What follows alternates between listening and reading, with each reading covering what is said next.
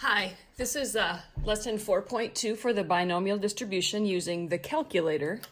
This is for regular stats. So we spent the first day using this big long formula. We had gone through the notes on that, and there was a little assignment where you plugged in n, x, and p for the binomial distribution, and we talked about the four things that made something binomial. It has to have a fixed number of trials.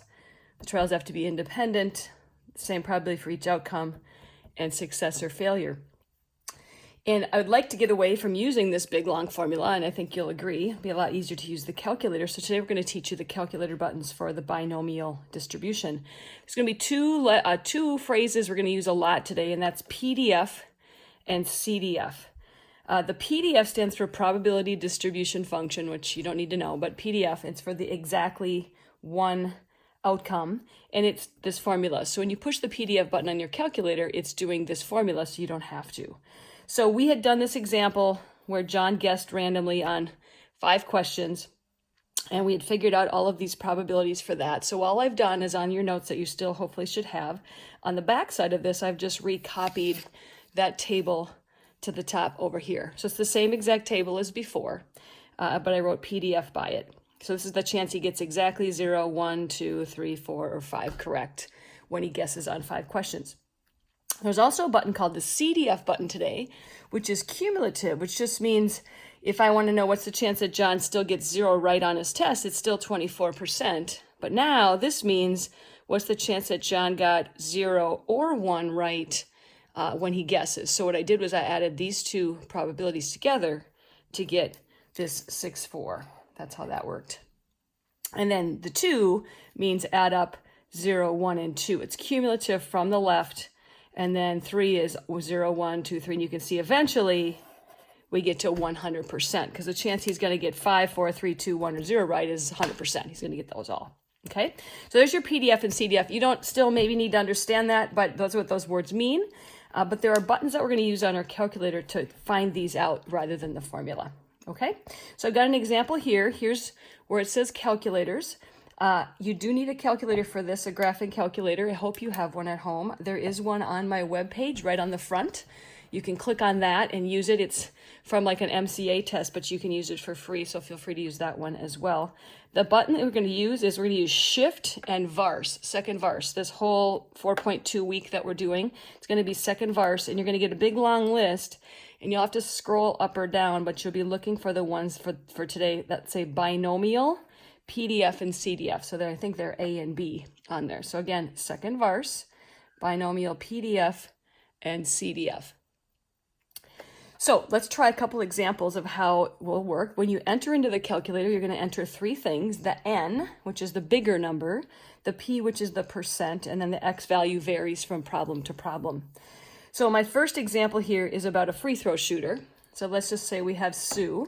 She shoots 70% of her free throws. She makes 70% of them. What is the probability that she makes exactly 7 shots if she shoots 12 free throws? So whenever you do this problem, you're going to have to look for your N, your P, and your X, okay? N is always the biggest number. P is the percent, which we'll make as a decimal. And then the X value is whatever the question. Now, if it says exactly, that's a really big hint that it's the PDF button, because the PDF button is for just one answer, exactly. So the way I would put this in my calculator is I'd find that button and I'd put in 12, 0.7, 7. So I'll do that on mine, and it depends on your calculator, but I would go to second Vars, go to the binomial PDF. If you have the older calculator, you're just going to put it in like I had written, 12, 0.7, 7, and then hit enter. And you should end up getting 0.158 or 0.16.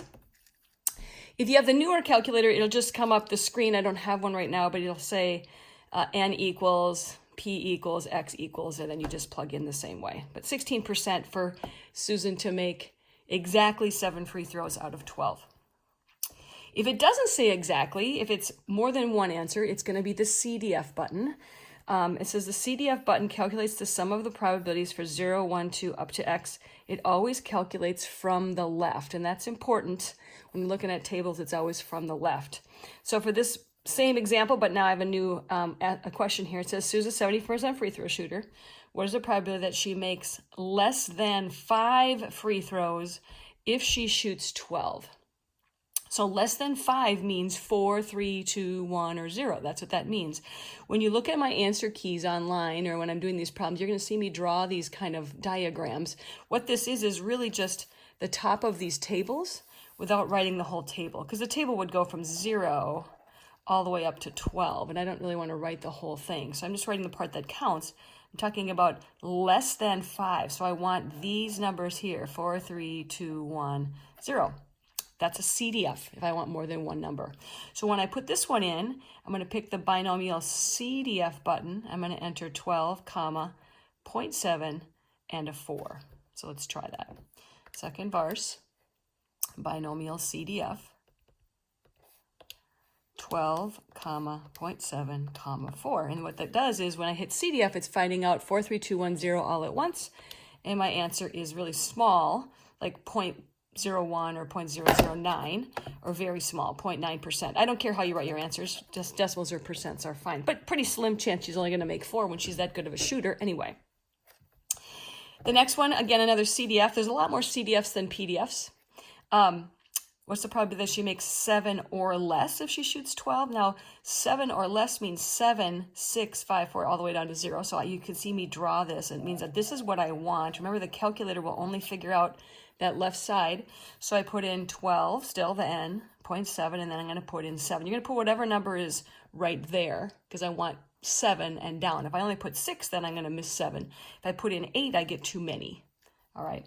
So if I go second verse, find the binomial CDF button again, 12, comma, 0.7, comma, 7, I get about 27 or 28%. The one that gets the hardest is when we want the upper side instead of the left side, because the calculator only does the left, but sometimes we want the right instead, as in this next example. What is the probability that she makes at least 6 free throws if she shoots 12? Now, at least 6 means 6 or 7 or 8 or 9 or 10 or 11 or 12, all the way up. That's what that means, from 6 and above. But your calculator can only figure out the left side. So what we need to do on any time we want the upper end, we have to say 1 minus, we're going to go 1 minus this part right there. So we're going to put in, notice what I do here, 1 minus binomial CDF, 12.7, and I'll put in 5. Remember, we're always putting this number in, the one that's right here next to this gate or this line here. So if I do that, notice when I take that away, I get what I want.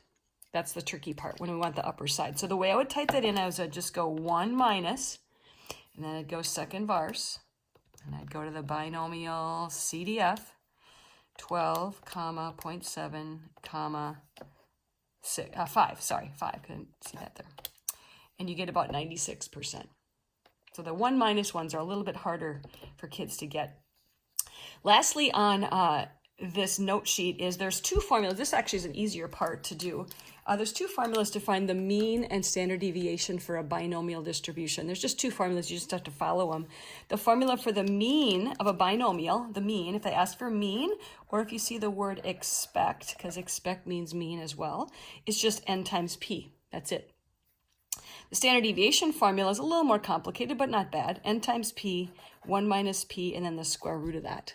Okay, so for Susan's example with the free throws, what's her mean? Well, her n was 12 and her p was 0.70. So if I times those together, her mean is 8.4. It's just following a formula.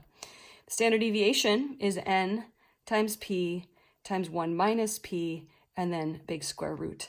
So there's your standard deviation for that problem, and there's your mean. Now, before I end the video, in your packet, I believe you had a little like a classwork, and it said binomial review on it, and the answers are already figured out for you, which is great. But I want to do one where it's not already done, and I want to just go through the exact kind of problems you would see on today's homework. Okay, so you do have this sheet already filled out, but I'm going to go with a blank one so you can see better how this is done, just to kind of talk a little bit about the different ways we can use the PDF and CDF buttons. In this problem, we have a market research company that found that 40%, there's my P, of Americans do not think having a college education is important to succeed in the business world. If a random sample of 5, there's my N, Americans is selected, find these probabilities. Okay, so I've got my N, 5, my P, and then each question is going to be a different X. So for letter A, I love it when it says exactly. I know that that's a PDF button. It says exactly 2 people will agree with that statement. So it would be a binomial PDF, and I'd put in 5, comma, 0.40, and then exactly 2. Exactly, it's a PDF. So second verse, it's a long time to get there. 5, comma, 0.4, comma, 2, and that answer is about 35%. Chance that exactly 2 people are going to agree with that statement. Love exactlys. Those are the PDFs. The next one is a CDF. It says at most 3 will agree. So at most 3 means 3 and down. I'd like to draw them like that just so I kind of know. At most 3 means 3, 2, 1, 0. So no need to go 1 minus. This is just a binomial CDF. I'd put in 5, 0.4, and then a 3. So I go to my calculator, second verse, CDF. I'm going to put in 5, 0.4, and a 3. As long as I hit CDF, it's doing all of those for me already. That answer is about 91% for that one. At least 2 means 2 and higher. At least 2. 2, 3, 4, 5, all the way up. We want to go with a 1 minus this time because at least 2 means I want this part, but I need to subtract the other part. So I'll have to go 1 minus binomial CDF. I'd put in 5, 0.4, and a 1. We always put the number right next to where that line is. So if I type that in, 1 minus, second verse, binomial CDF, and I put in 5, comma, 0.4, comma, 1, and I end up with about 66%. Fewer than 3 doesn't include 3. Fewer than 3 means 2 and 1. So no need to go 1 minus, but I will still do a binomial CDF, and I'd put in 5, 0.4, and a 2 on that one. Second verse, 5, 0.4, and a 2 gives me about 68%. And then finally, the last question is just asking me for the mean and standard deviation for this problem. So the mean, remember, is just n times p. So n is 5 and p is 0.40. So the mean is just 2. Standard deviation, remember, is n times p, 1 minus p square root. So I have 5 times 0.40 times 0.60, the square root of that, which comes out to about 1.1. So that's all the different kinds of problems you could see. You've got the exactly, you have a left side, a right side, a 1 minus, and then the mean and deviation. Truly, this page, this little page here that you have is probably the best little guide to do the homework. The homework that goes with this video and these notes is the one that says homework PDF CDF practice, and you have 4 questions just on one side that you can try. Email me with any questions. Let me know if I can help in any way.